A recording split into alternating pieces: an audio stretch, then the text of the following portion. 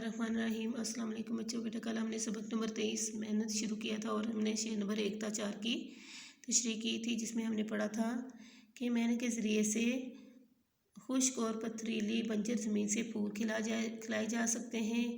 मेहनत के सबब मैदानों से सोना उगलवाया जा सकता है और पहाड़ों से चांदी बनाई जा सकती है। मेहनत के ज़रिए से सहराओं, पहाड़ों और जंगलों को काटकर नए नए शहर आबाद किए जा सकते हैं और भारी और सख्त पत्थरों को काटकर नहरें निकाली जा सकती हैं। आज हम शेर नंबर 5 से शुरू करेंगे। शेर नंबर 5 है, जाने कितने कांटे टूटे उनके नंगे पाँव में, गांव वाले तब बैठे बरगद की ठंडी छाँव में। नंगे पाँव का मतलब होता है बगैर जूतों के और बरगद का मतलब होता है बड़ का दरख्त। जी बेटा, इस शेर में शायर कहता है कि ये गांव के लोग कितने मेहनती और जफाकश होते हैं कि हल चलाने और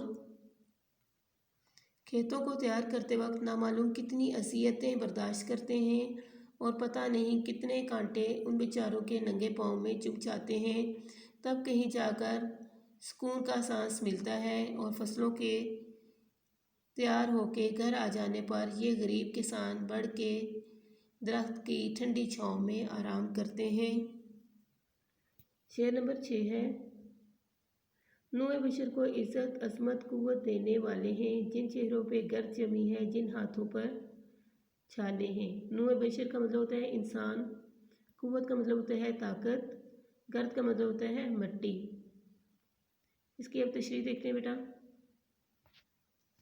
इस शेर में शायर कहता है कि किसानों की अज़मत देखें कि किसान लोग सुबह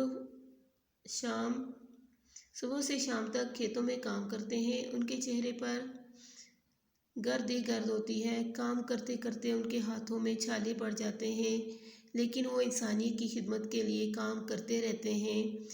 उनके इन अनथक काम करने की वजह से हमें अनाज गला मुयस्सर आता है और ये गला हमें कुव्वत बख्शता है।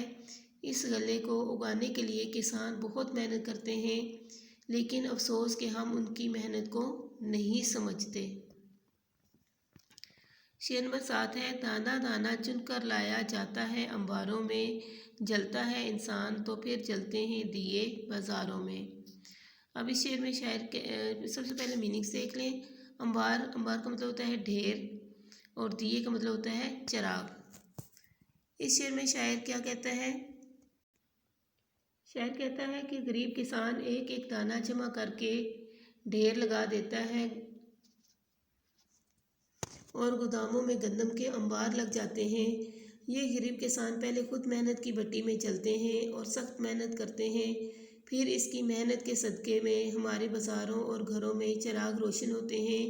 ये सब कुछ हमारे किसानों की मेहनत का समर है। आज हमारे शहर और बाज़ार पुरौनक और आबाद जो नज़र आते हैं, ये किसान ही की वजह से नज़र आते हैं। जी बेटा, आज हमने शेर नंबर 5 से लेकर शेर नंबर 7 तक की तशरीह की है। बेटा कल आपने अच्छे तरीके से याद करनी है। अल्लाह हाफिज़।